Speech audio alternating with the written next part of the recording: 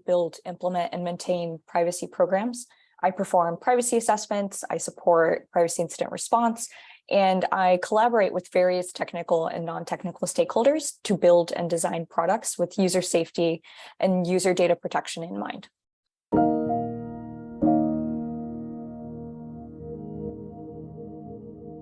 Hi, my name is Harneet Kaur, and I am a senior privacy program manager.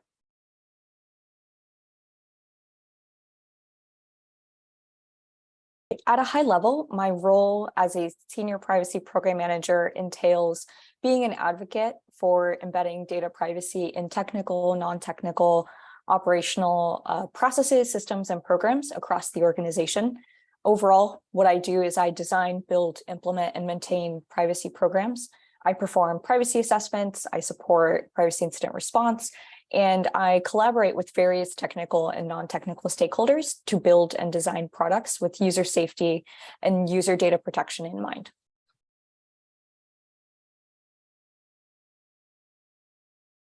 My approach to building privacy programs really focuses on building a scalable and sustainable solution that makes sense for the team at that point in time and can be iterated in the future based on how we use the program and how we grow the program. So the first thing that I do is I evaluate the scope. So I look at, what are we trying to achieve with this program? Perhaps equally as importantly, what are we not trying to achieve? Who are stakeholders for this program? How involved will they be? How will they be impacted? Stuff like that.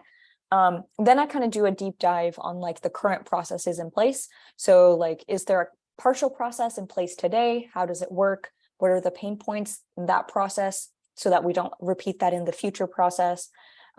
Again, who is involved? How involved are they? Things like that.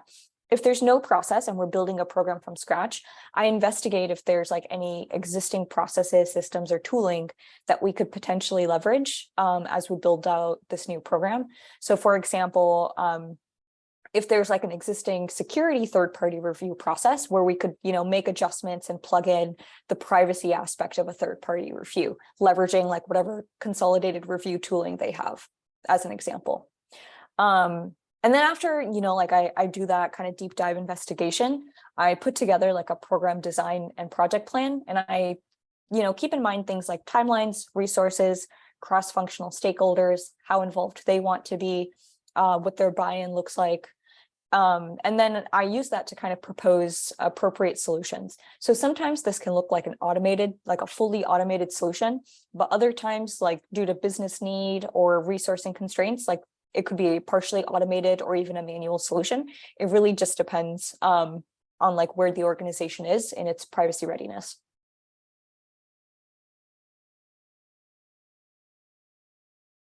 So measuring and prioritizing data privacy risks is something that I usually collaborate on with a privacy council to make sure that we're taking into account the various different privacy regulatory requirements and frameworks that we need to keep in mind and can assess risk accordingly. So things that we might consider here include the scope of impact. So if the risk is realized, what is the blast radius for it look like? What is the likelihood of the risk, whether or not it impacts sensitive personal information or personal information at all, whether it impacts a vulnerable population, whether it includes third-party systems, and then we have to kind of think about notification and third-party risk factors as well, things like that. All of those different kind of factors and more will impact how you measure and prioritize a risk.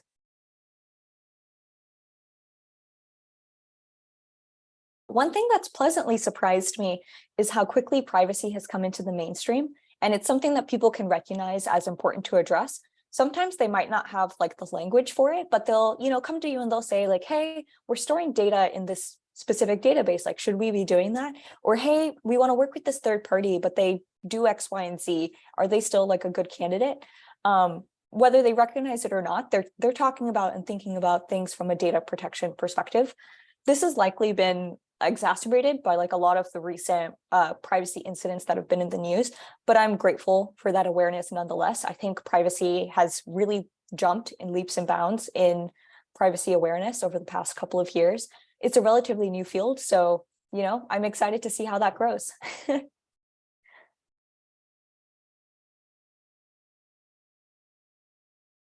I guess like kind of hand in hand with what I just mentioned about like privacy awareness, I think lack of privacy knowledge and awareness in an organization can be a big one because it impacts things like stakeholder buy-in on your projects.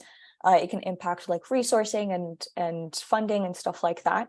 And different ways that I've looked to overcome it has been with like education efforts. So whether that's like broad generalized training or like role-based kind of discussions with like specific teams, like for example, with a marketing team or with a data team, kind of walking them through and helping them understand like what specific risks impact their area of business. Overall, I think evangelization of privacy makes a pretty big difference and helps people understand that there's like a privacy function to begin with, two, what it stands for, and three, how they can engage with it. So I feel like evangelization is pretty big. And then definitely cannot understate like the importance of leadership championing from privacy with a top-down approach.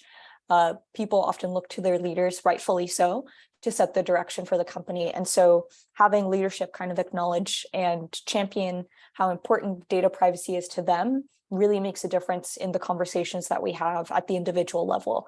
And then finally, I would say one way to overcome this is to build processes into existing processes that people use every day. The way that I think about it is I try to make privacy like second nature for people. If they already come to a certain process, like I build right there rather than creating multiple different places for engagement.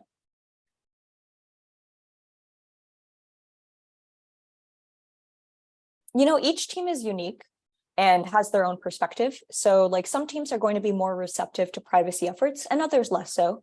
So I try to cater my approach to each individual team.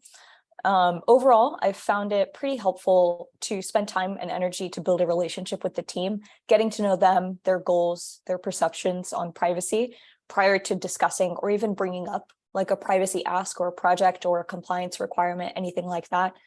I think building the relationship goes a long way in improving how receptive they are to like future asks. So I try to invest that energy up front, make sure that they understand it's a two-way street. It's not just, you know, a give from them. It's also a receive. They get a lot of benefit from partnering with privacy. And that's worked for me for the most part, thankfully.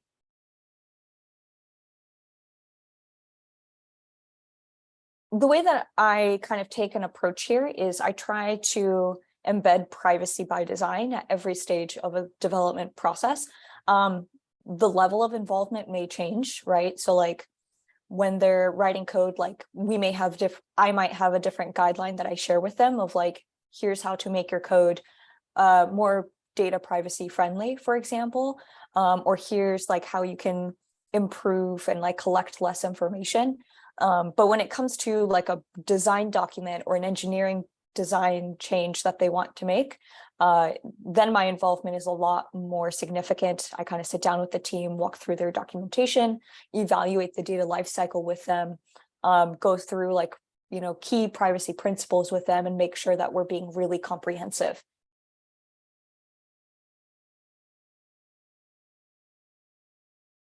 I would say always, you know, treat any sort of questions that you get from different members of the organization as curiosity, because privacy is still a relatively new field. People have a lot of questions, and I think it's very easy to assume that those questions, you know, might be them trying to challenge like whether or not privacy is important, and that's not really the case.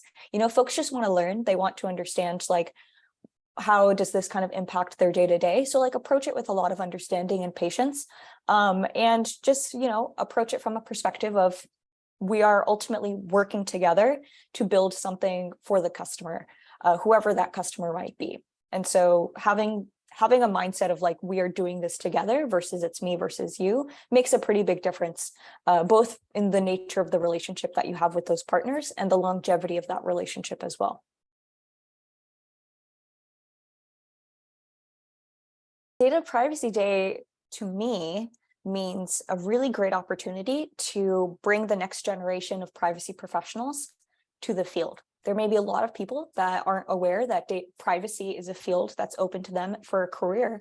And I hope that they, you know, come to Data Privacy Day, learn a lot, and realize that they too can make an impact on this field, regardless of what industry they want to work in, whether they want to like work in a federal job, in tech, in like healthcare, in life sciences. There's room for privacy in all of these fields. And so I really hope that it broadens the minds of the next generation of privacy professionals, and that they join us on this crusade